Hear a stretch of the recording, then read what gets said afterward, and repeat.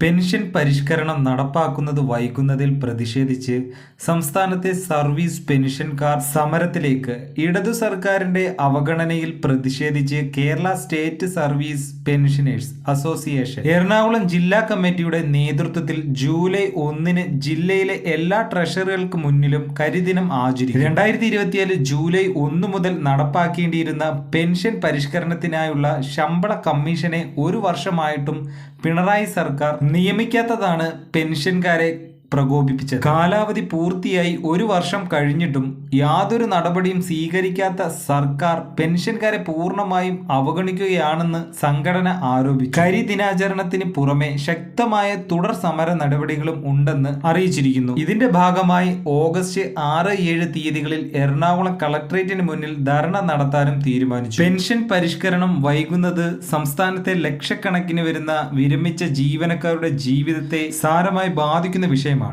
വിലക്കയറ്റം രൂക്ഷമായ സാഹചര്യത്തിൽ പെൻഷനിലെ വർധനവ് അവരുടെ നിലനിൽപ്പിന് അത്യന്താപേക്ഷിതമാണ് നേതാക്കൾ ചൂണ്ടിക്കാട്ടി.